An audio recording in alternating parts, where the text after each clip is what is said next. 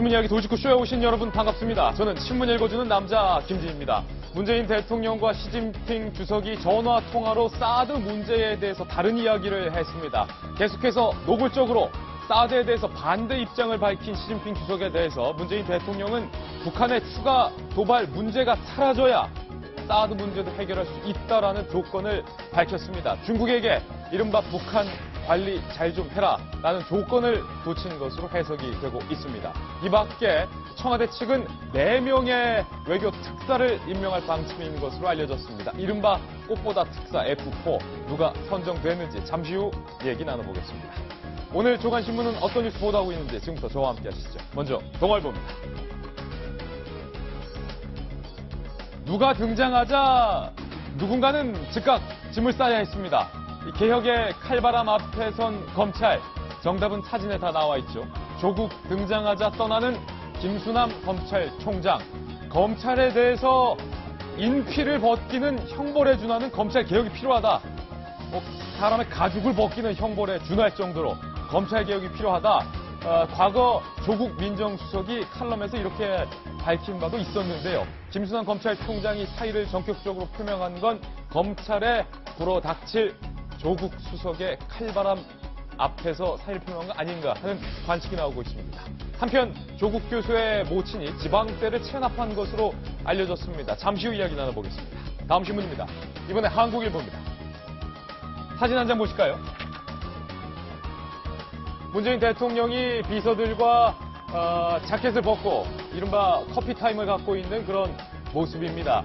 앞선 대통령이 비서와의 사이가 너무 멀었기 때문에 문재인 신임 대통령 입장에서는 이렇게 비서들과 소통하는 모습을 계속해서 강조하고 있습니다.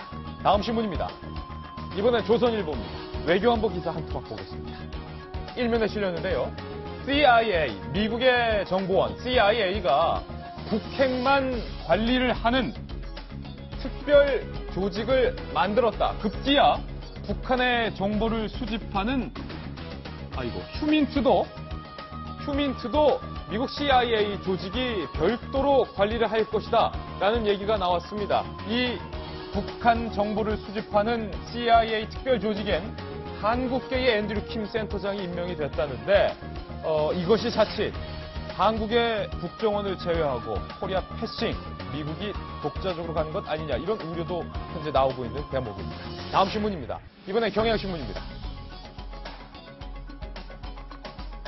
축제 분위기인 민주당에 앙금 얘기가 벌써부터 나옵니다.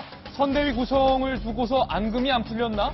바로 임종석 실장과 추미애 대표 이 둘 사이에 기류가 묘하다는 겁니다.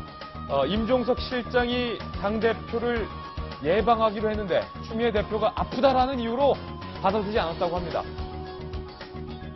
인선 문제를 두고 두 사이에 상당한 신경전을 벌이고 있다. 이런 소문이 나오고 있습니다. 잠시 후 얘기 나눠보겠습니다.